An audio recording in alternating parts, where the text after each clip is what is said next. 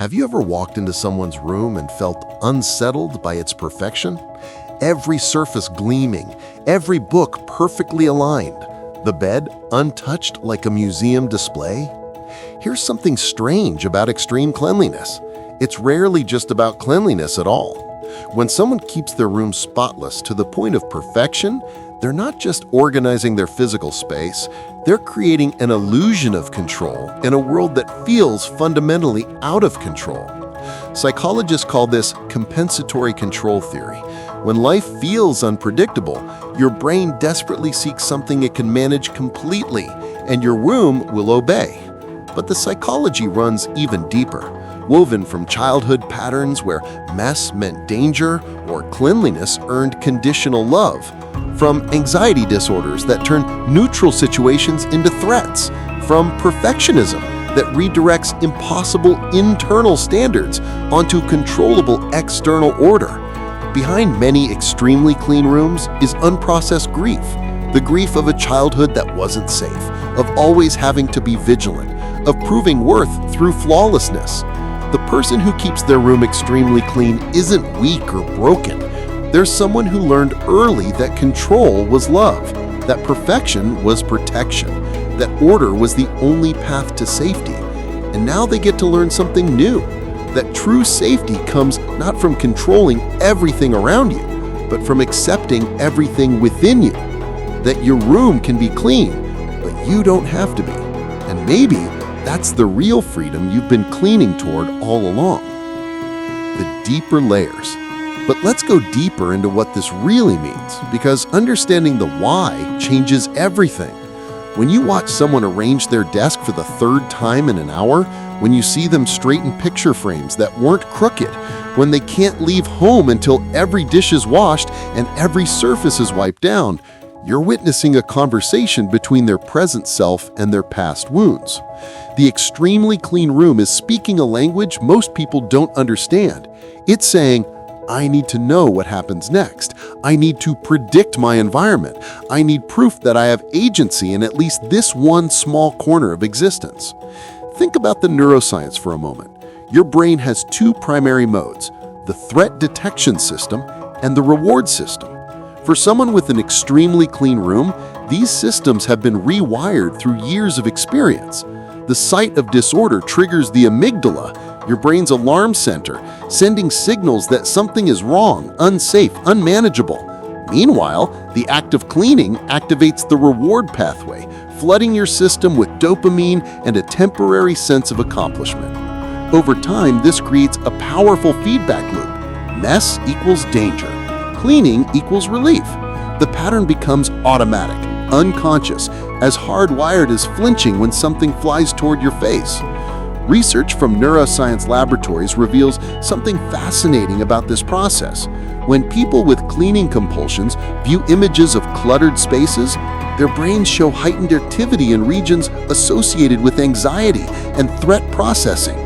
But when they engage in organizing behaviors, there's activation in areas linked to cognitive control and emotion regulation. Their brains have learned to use cleaning as a form of self-medication, a way of managing overwhelming internal states through external action. The problem isn't that this doesn't work, it's that it works too well. The relief is real, but temporary, which means you need to keep cleaning, keep controlling, keep managing the external world to maintain internal equilibrium. And here's where the childhood connection becomes even more critical. Developmental psychology shows us that children form their core beliefs about safety, worth, and control between ages 2 and 7. If during those crucial years, a child learns that their emotional or physical safety depends on maintaining order, that belief becomes foundational to their sense of self. It's not just a habit they picked up, it's woven into their understanding of how the world works and who they need to be to survive in it. That 7-year-old who frantically cleaned their room before a parent came home isn't gone. They're still there, still vigilant, still believing that perfection is the price of peace. The relationship between extreme cleanliness and trauma runs deeper than most people realize. Trauma, whether it's overt abuse, chronic instability, emotional neglect, or growing up in an unpredictable environment, fundamentally alters how your nervous system processes safety. When your external world was chaotic or threatening, your brain learned to find control wherever it could. For some people, that meant controlling their body through disordered eating. For others, it meant controlling their emotions through substances or self-harm. And for many, it meant controlling their environment through relentless organization and cleaning. Each is an attempt to manage the unmanageable, to create islands of predictability in an ocean of uncertainty. But there's another layer that often goes unnoticed, the role of identity. For many people with extremely clean rooms, cleanliness has become not just a behavior, but a core part of who they believe they are. I'm the organized one. I'm the person who has it together. I'm the one who never lets things get messy. This identity feels protective. It gives you a sense of value, a role in your family or social circle, a defense against the fear of being seen as incompetent or out of control. But identities built on compulsive behaviors are exhausting to maintain. You're not just cleaning your room, you're performing an essential character trait that you believe makes you worthy of love and respect. The social implications matter too. In a world that glorifies productivity and having your life together, extreme cleanliness can look like success. Social media amplifies this, showing us endless images of perfectly organized closets, minimalist aesthetics, and morning routines that involve making the bed before coffee. The person with the extremely clean room might receive praise, admiration, even envy. What people don't see is the anxiety that prevents them from leaving home if a dish is in the sink. What doesn't make it into the Instagram photo is the panic attack triggered by a friend moving a coaster. The external appearance of control masks an internal experience of captivity. There's also a gender dimension worth exploring.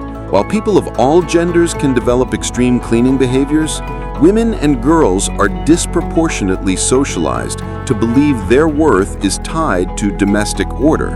The message transmitted through generations is clear. A clean home equals a good woman.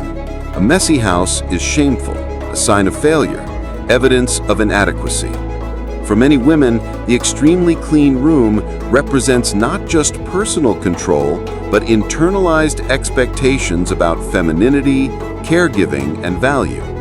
The exhaustion of maintaining perfection is compounded by the cultural message that this labor should be invisible, effortless, and always done with a smile. And what about the cost to relationships? Living with or loving someone who keeps their room extremely clean can be challenging. The rules are often unspoken but rigid. Don't leave things out.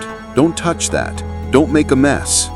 The need for control can make others feel like guests in shared spaces, walking on eggshells, constantly vigilant about not triggering anxiety or anger. For the person with extreme cleaning habits, this creates a painful paradox. The very behaviors meant to create safety end up pushing people away, creating the isolation and disconnection they fear most. They want intimacy, but can't tolerate the natural messiness that comes with letting people truly in. The pathway to healing, and yes, healing is possible, begins with understanding that the behavior once served a vital purpose. Your extreme cleanliness wasn't random or pathological in its origins, it was adaptive. It helped you survive environments or emotional states that would have otherwise been overwhelming. The child who learned to control their room when they couldn't control their parents' mood, the teenager who found order when their family was falling apart, the young adult who organized their space when their internal world felt chaotic, they were doing the best they could with the resources they had. Healing doesn't mean judging that past self, it means honoring what they needed to do and recognizing that you have more options now. This is where the real work begins, learning to tolerate discomfort without immediately rushing to fix, clean, or control. It means sitting with the anxiety that arises when you see a cluttered surface and not acting on the compulsion to organize it right away. It means practicing leaving things imperfect. A book slightly crooked, a bed unmade, dishes in the sink overnight, and observing that the catastrophe your brain predicts doesn't actually materialize. This process, called exposure and response prevention in cognitive behavioral therapy, gradually retrains your nervous system to understand that disorder is not danger, that you can feel anxious and survive it, and that your worth isn't determined by the state of your external environment. But healing also requires grieving, mourning the childhood you didn't have, where mess was just mess and not a threat, where love wasn't conditional on performance, where you could simply be instead of constantly becoming acceptable through achievement. This grief is real and necessary. It's the sadness of realizing how much energy you've spent managing the external because the internal never felt safe. It's anger at the circumstances or people that made you believe control was your only option.